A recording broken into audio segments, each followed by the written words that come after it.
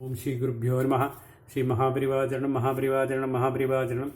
இன்னைக்கு தெய்வத்தின் குரல் பாகம் 4ல் பொது வாழ்க்கை என்ற தலைப்பில் பெரிவா சொல்கிறத மேலே வாசிக்கிறேன். இது பக்கம் 395லேருந்து ஆரம்பிக்கிறது. ருத்ரம் என்று பிரசித்தமாக சொல்லப்படும் ஸ்துதி சபையையும் சபாபதியும் பற்றி சொல்வது எஜுர்வேதத்தில் வருகிறது. ரிக்வேதத்திலிருந்தும் ஈஸ்வரபரமான 5 சுக்தங்களை சேர்த்து பஞ்சருத்ரம் என்று சொல்வார்கள். அதிலே கூட ஒரு இடத்தில் இந்த பிரார்த்தனை வருகிறது.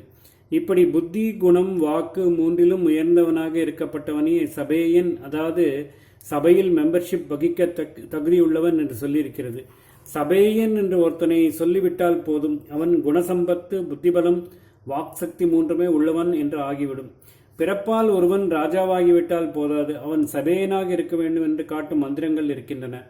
மக்களுடைய நலனை ஆராய்ந்து விவாதித்து முடிவுகள் எடுக்க வேண்டிய சபையைச் சேர்ந்தவர்கள் எப்படி ஒன்றுபட்டு செயலாற்ற வேண்டும் என்பதை சபையர்களுக்கு உத்தேசிக்கும் ஒரு வேத சூக்தம் ரிக்வேதத்தின் முடிவிலே பூர்த்தியாகும் இடத்தில் இருக்கிறது.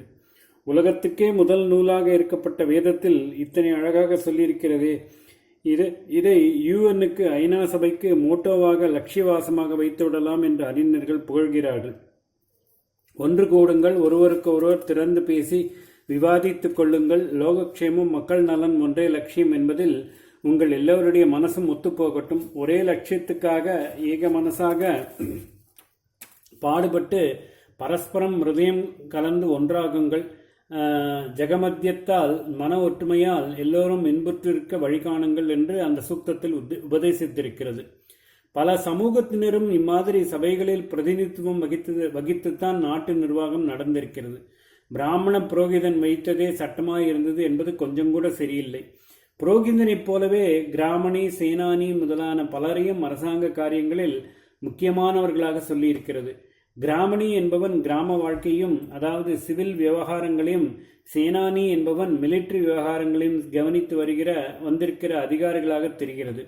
சேனானி நிச்சயமாக பிராமணன் இல்லை, க்ஷத்ரியன்தான். கிராமணி என்று இப்பொழுது உள்ள சமூகமும் அப்பிராமண ஜாதியாகத்தான் இருக்கிறது. ஆதியிலே இப்படி இருப்பதற்கு இடம் இல்லாவிட்டால் பிற்பாடு அப்படி ஆகி இருக்க முடியாது.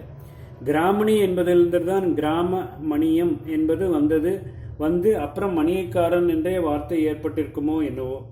ராஜ பட்டாபிஷேகத்தை பற்றிய வேத மந்திரங்களை பார்த்தால் ஜனசமூகத்தின் ஒவ்வொரு பிரிவினரும் அவனை தங்கள் அரசனாக ஏற்று பிரகடனம் செய்திருக்கிறார்கள் என்று தெரிகிறது.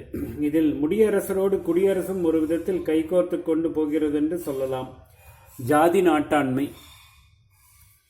ஜனநாயகத்தின் அம்சமாக நாம் ஆதிகாலத்திலிருந்தே பார்க்கிற இன்னொன்று, சகல சமூகத்தினரும் சேர்ந்து பெரிய அளவில் ராஜ்யம் முழுவதற்குமான காரியங்களை கவனித்ததோடு மட்டுமில்லாமல் அந்தந்த ஜாதியினரும் சுதந்திரமாக தங்களுடைய கூட்டு வாழ்க்கையை நாட்டாண்மைகள் மூலம் நிர்வகித்துக் கொண்டதாகும். குலம் என்பது ஒரு குடும்பத்தோடு குறித்த ஏற்பாடு. ராஷ்டிரம் ஜனபதம் என்கிறவை ஒரு ராஜ்யம். ஜனபதம் என்றால் டவுனாக இல்லாத கண்ட்ரி, கிராமப்புறம் என்றும் சொல்கிறார்கள்.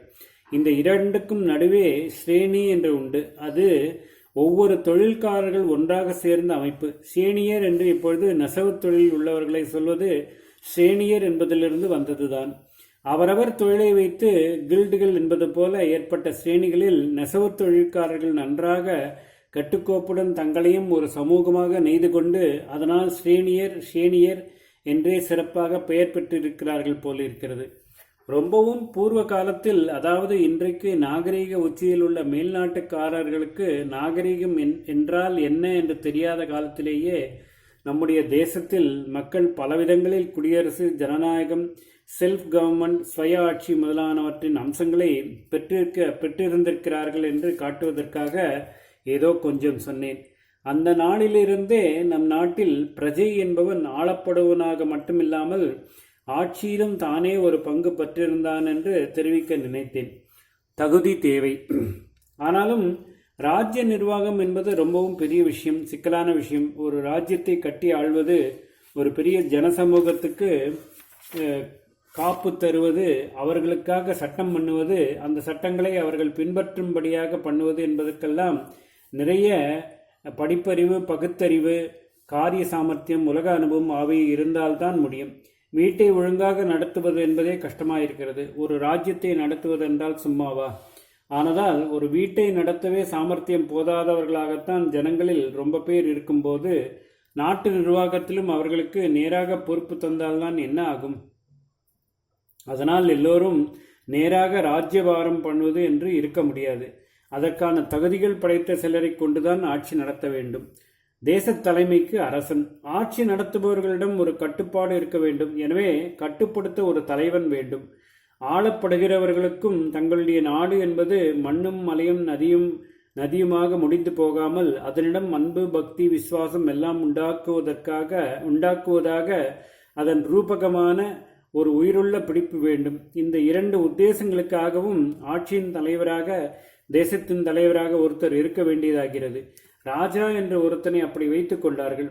பாரம்பரியமாக இப்படிப்பட்ட ராஜாவை வைத்து கொண்டால்தான் குழந்தையாக அவன் பிறந்ததிலிருந்தே அந்த தலைமை படத்துக்கு வேண்டிய எல்லா யோக்கியதாம்சமும் அவனுக்கு இருக்குமாறு பயிற்சி கொடுக்க முடியும் என்பதால் ராஜா பதவியை ஹெரிடிட்டரியாக வைத்து கொண்டார்கள்.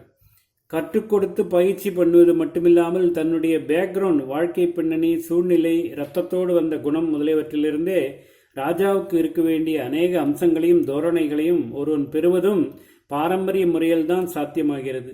அவன் மனம் போனபடி செய்ய விடாமல் தர்மசாஸ்திரம், அர்த்தசாஸ்திரம், நீதி சாஸ்திரம் என்று ஏற்கனவே இருக்கப்பட்டவைகளை அனுசரித்து அவற்றுக்கு கட்டுப்பட்டே ஆட்சி பண்ண வேண்டும் என்று வைத்தார்கள்.